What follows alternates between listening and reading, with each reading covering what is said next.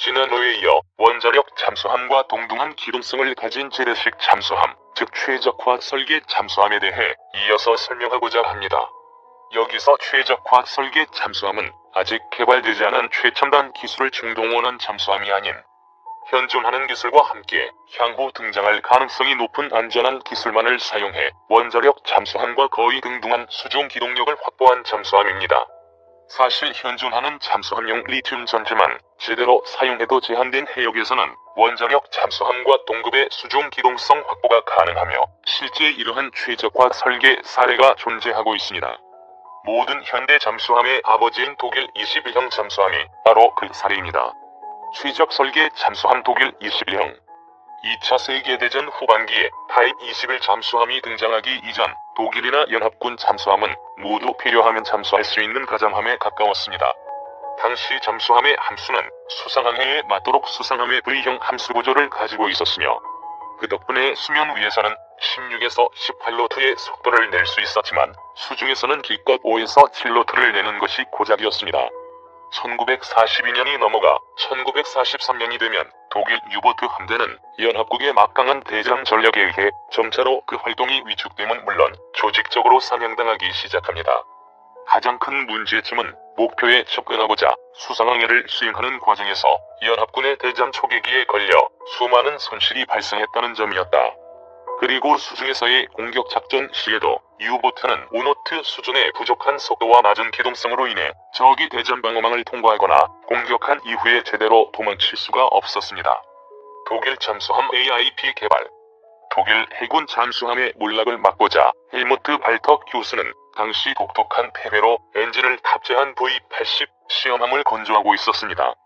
V80 시험함은 스스로 산화제를 함유해 산소의 공급이 필요 없는 프리하이드롤 연료를 사용하는 폐회로 발터 엔진을 장착, 수중에서 25노트의 속도를 발휘할 수 있었습니다. 그야말로 제대로 실용화만 된다면 연합군의 모든 대잠전 체계를 한 번에 무력화시킬 수 있는 최첨단 기술이었습니다. 최적화 설계면 충분하다. 1942년 11월에 개최된 독일 잠수함 회의에서는 발터 엔진을 장착할 신형 잠수함에 대한 기술 보고 및 평가가 이루어졌습니다. 이미 V80형 시험 잠수함을 통해 발터 엔진을 장착한 잠수함의 높은 수중 기동성이 증명되었지만 시험함은 엄청난 연료를 소모했으므로 기존의 선체로는 적정한 연료율을 탑재할 수 없었습니다. 이에 발터 교수는 횡단면이 8자 형태로 이루어진 차부 타입 18로 알려질 새로운 이중 선체 선형을 제안하게 됩니다. 본 선체는 상부 구조에는 승조원 및 엔진과 어뢰를 적재하였으며 하부 구조에는 거의 전적으로 연료 탱크를 탑재하는 데 사용되었습니다. 그러나 발터 엔진은 많은 문제점을 내포하고 있었고 무엇보다 연료인 과산화수소의 취급상의 위험성이 가장 큰 문제였습니다. 실제 러시아 쿠르스크 잠수함 침몰 사건도 과산화수소를 사용하는 주물의 폭발 때문에 일어난 것이었습니다. 그래서 발터 교수는 독일 해군 지휘부에게 빨라야 1945년 이후에나 발터 엔진의 실용화가 가능할 것이라는 어두운 보고를 할 수밖에 없었습니다. 무명의 두 독일 기술자. 당시 잠수함 회의에서 신형 발터 OT의 선체 설계를 활용하는 데 있어서 아주 간단한 해결책을 제시한 두 명의 기술자, 즉 스쿠에르와 브로이킹이라는 무명의 기술자들이 없었더라면 잠수함 회의는 큰 실망 속에 종료되었을 것입니다. 하지만 당시 두 명의 독일 기술들은 매우 단순하면서 획기적인 해결책을 제시하였습니다. 발터 엔진을 위해 특화된 타입 18의 8자형 선체 하부 공간에 기존의 납전지를 채워 넣자는 아이디어였습니다. 회의장에서는 곧바로 계산이 시작되었으며 그 결과 잠수함의 납전지 용량이 기존과 비교해 3배로 증가됨을 알게 되었습니다. 3배로 증가된 에너지량은 비록 발터 OT의 성능에는 미치지 못했지만 기존 유보트와 비교해 훨씬 향상된 성능을 가질 수 있음을 보여주었습니다.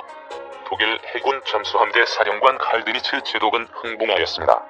큰 기술적 모험 없이 단순히 잠수함 형상과 제조 공정을 바꾸는 것만으로 지금까지 제기된 독일 잠수함의 한계점을 대부분 해결할 수 있었던 것입니다.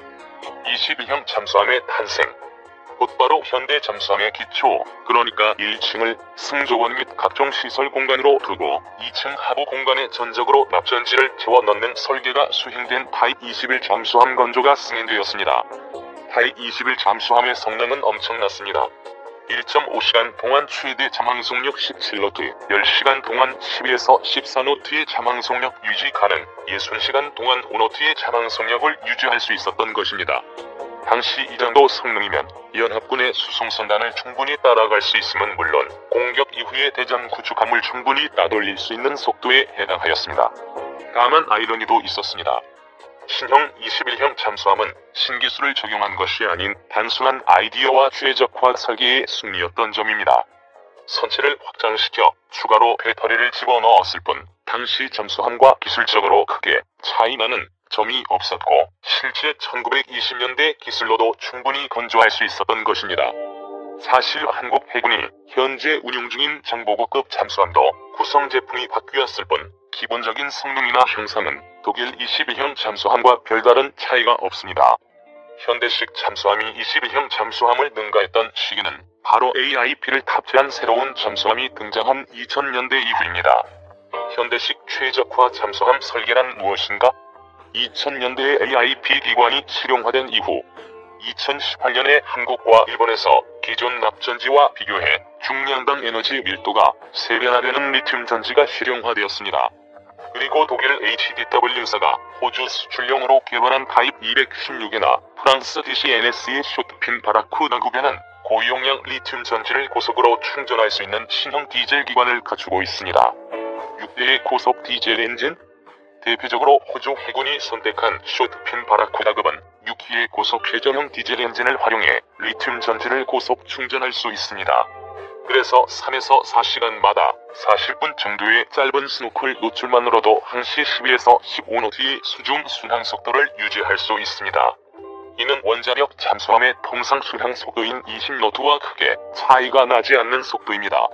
전문가들은 현재 개발된 잠수함용 신기술을 최적 설계로 결합할 경우 재래식 잠수함도 장거리 고속 항해 능력을 제외하고는 충분히 원자력 잠수함을 추종할 수 있다고 주장합니다. 국내 전문가들도 타입 216이나 쇼트핀 바라쿠 나급이 선보인 성능을 추종할 필요가 있으며 이는 단순히 국가 방위를 넘어 잠수함 수출 시장 생존에서도 반드시 필요한 기술이라고 주장합니다. 특히나 2020년대 중반 이후에 실용화될 가능성이 높은 전고체 리튬 전지와 최적 잠수함 설계가 결합할 경우 한반도 주변 해역에서라면 과히 원자력 잠수함과 동등한 작전 능력 확보가 가능하다고 주장하기도 합니다. 장보고 3패치 상급에 적용하자? 현재 국방과학연구소는 2028년 이후에 등장할 장보고 3패치 상급의 독일 타입 216 이상의 성능을 부여하고자 메탄올 연료전지 펌프제트 추진 시스템을 개발하고 있습니다. 그리고 대한민국은 세계 1에서 2위 수준의 리튬 전지 기술력을 자랑하며 전고체 리튬 전지 시제품을 최초로 개발한 기업이 바로 한국의 삼성 SDI입니다. 밀리터리 리뷰 이지 1903부는 앞에서 언급된 신기술, 즉 리튬 전지에 맞추어서 개발한 최적화된 잠수함 설계와 다수의 고속 회전형 디젤 엔진을 사용하는 클러스터링 기술, 고속 충방전 기술을 활용한 차세대 재래식 잠수함에 대해 분석해 보았습니다.